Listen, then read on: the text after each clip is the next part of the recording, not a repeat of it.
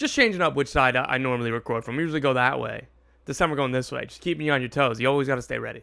What's going on, everybody? How are you? We are back on this lovely Monday morning here on the Jersey Shore to bring you some breaking news. And some breaking news about a team that has not started playing yet. That's right. San Diego FC are in advanced talks to sign Mexico superstar Chucky Lozano from PSV. I'm told the deal would be around $12 million US if/when it gets done. I have all the details, how it went about, and how he might fit with San Diego, and what else San Diego are cooking next.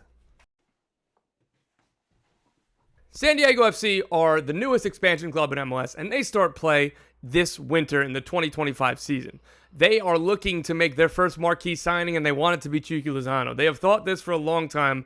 I'm told that their interest in Chucky Lozano from the ownership group on down has been very, very long-standing. And now the deal is almost there. Again, from what I'm told, very advanced talks. Nothing is quite done, but the framework of the deal has kind of been presented. Chucky Lozano is currently at PSV. He joined them in the summer. And when I broke the news in the summer that LA Galaxy were trying to sign him, they weren't the only MLS club. And I will say the Galaxy thought they were going to get him. And the Galaxy thought they were going to get him, but it's going to be San Diego if he does come to MLS. And again, this is not to be too loose, but if you had to make me guess or make an educated guess, I'm very overwhelmingly assuming that this deal gets done. It makes too much sense for all parties. Chucky Lozano wants to come. He's open to come. The finances will be very handsome for, again, PSV, for Chucky, for everything else. And San Diego want to have their superstar. In terms of timing, again, I'm told that this has continued to ramp up in the recent weeks and months because San Diego are putting together their inaugural roster, their inaugural decisions. There's a lot of developments happening over these months that are going to set the course of San Diego FC in MLS. One in particular, they would love to have the deal done before the Copa America starts. Chucky Lozano and Mexico will be in the United States this summer, playing in the Copa America. It'll be a very, very big stage in San Diego if they're able to get this deal done so it can say San Diego FC's Chucky Lozano rather than PSV's Chucky Lozano when he's playing. That would be a nice little boost for this team trying to make some inroads in a crowded Southern California landscape with LAFC and the LA Galaxy. Again, that's just a hope and idea. First and foremost, the most important thing is getting this deal over the line at any point, whether it's tomorrow, whether it's the day before Copa America, or whether it's the day before preseason in 2025. This guy would be an absolute superstar in this league. I think that he would immediately become, in that conversation for the best non-Messi player in MLS, right? Denny Bouanga's in there, Ricky Puig, Lucho Acosta. You kind of go on down the list. Hani Mukhtar, even though he's kind of slow this year. Chucky Lozano would be in that class. And the only reason why he wouldn't be talked about among the best players, the absolute number one best players in MLS, is because Lionel Messi is here and he's an alien. So everybody else has to settle for the best non-Messi player in MLS. Since rejoining PSV from Napoli this summer, Chucky Lozano has 6 goals and 3 assists in the league as the club are absolutely walking towards the title. The title is not mathematically nor technically over, but you can start booking the parade route if you're PSV. They are 9 points up ahead of second place Feyenoord with 3 games left. So the only scenario in which they could not win the title is if they lose all 3 games, which is obviously wildly improbable, and if Feyenoord makes up a 30-goal difference. So you can start kind of etching the trophy. PSV winning another title, Chucky Lozano winning another title. He had spent the last few years with Napoli. And in Naples, he helped lead the club to their first league title since the days of Diego Maradona. Chucky Lozano had joined them for 45 million euros from PSV, where he absolutely excelled in kind of the first European stage of his career. He broke through with Pachuca as a youth player and his first steps as a professional. Went to PSV, exploded there, Napoli, titles along the way, and now he's ready to be the face of a new club of San Diego FC in MLS. Interestingly, San Diego are starting to put the foundation towards what they want, both in the first team, structurally, organizationally, the academy. They opened the plans for a brand new, beautiful academy that's going to have a schooling system, everything else. This is completely modern or pushing the envelope on the next stage of evolution for academy systems in the United States. Again, the Philadelphia Union have been at the forefront of this, and San Diego are trying to just pump more money into it and make a newer facility. These are how these things work. It's very exciting.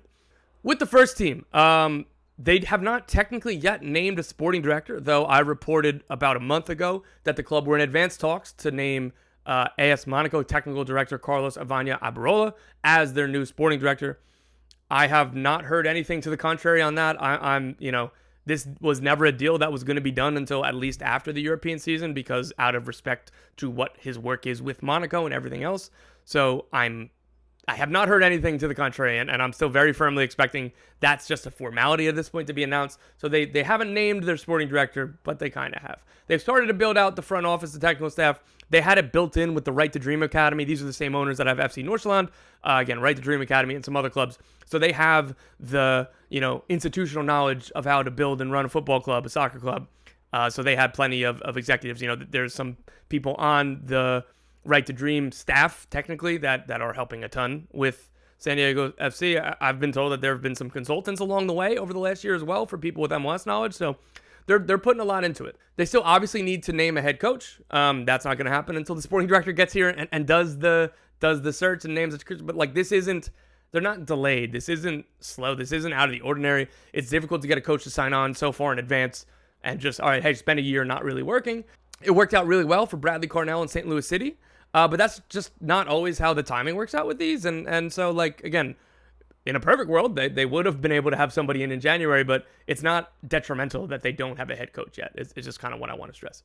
Another point that I want to stress, this reminds me a little bit of LAFC, man. They went out and got Carlos Vela. And look, it's going to be easy to do the comparisons here. A team from Southern California, a team that wants to have a big splash to kick things off in their existence.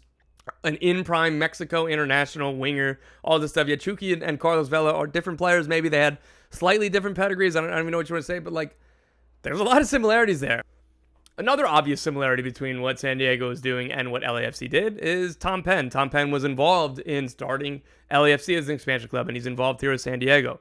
These are good things when you're being compared to what LAFC did. They were one of the most successful expansion clubs in MLS history. They won the league. They won MLS Cup. They won the Supporters Shield in their second year. They were competitive from day one. They were relevant within their market from day one. And again, if you're following that blueprint, if they hope that Chucky Lozano can be what Carlos Vela was to LAFC, that could be a home run. I will say that pedigree, resume, current ability, everything else, Chucky Lozano can be San Diego's Carlos Vela. The league continues to improve, right? But within the right structure, building the team around him, which will be the idea and which would be awesome. They are going, Chucky Lozano will have the opportunity to be one of the best players in the league and from the immediate. And, again, it's ridiculously unfair to be hey, just be Carlos Vela from the LAFC days, because in 2018, Carlos Vela was the architect of the very best individual season in MLS history with 34 goals and, 15 assists, right? Setting records. It was incredible. Unfair to expect something like that, but I think just saying that he could be in the ballpark of what Vela was with LAFC, and that's kind of the idea. I think that's super high praise, and that's really exciting for what San Diego are doing so far. San Diego have signed 3 players so far. I'm going to put their names up on the screen here. I'm not going to be disrespectful to these players because I'm not going to be able to get these names down immediately. We'll work on it when we're prepping for San Diego as they come to the league. But so they already have 3 players under contract. Deals are done. I'm excited and curious to see where they're going to go in this direction because of all of their youth development aspirations and their youth development resume and what they've done with Right to Dream. I'm assuming that they're going to be a home for some exciting young players. Obviously, first and foremost, they want to develop those players at San Diego, local kids, everything else through the academy.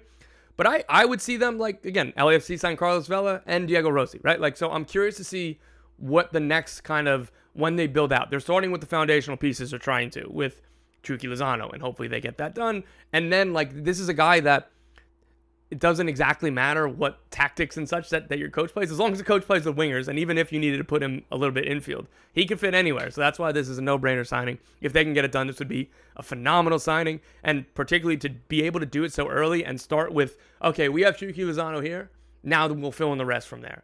This would be awesome and be a really, really exciting start for San Diego. I'm told that San Diego have been very, very active in looking to bring in further players. Again, it's not just that they're only working on the Chucky Lozano deal. What I would say is I expect them to be very, very busy this summer in terms of bringing in players and then getting that coaching search accelerated and moving once Carlos Avania Abrola kind of takes over. So I would say watch out for San Diego news this summer. I was talking to Lutz Pfannenstiel for St. Louis, and part of the reason why they had such an awesome first season is like, look, like we signed a lot of players in the summer, and we did it with ownership's backing because they had to pay the players.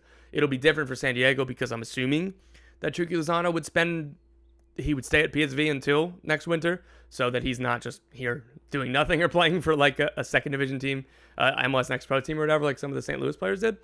But signing players now and doing most of your international shopping, your key signings in the summer before your initial season, I think is the best way and the right way to go, because there are better players and more deals to be had. It's easier and a wider pool to get good players than it is saying, all right, in January, we're looking for our DP number 9 or whatever, right? Like, so I would say look at San Diego this summer for a lot of key signings, starting with Chucky Lozano, and I've heard some very, very interesting names about who else could be following him.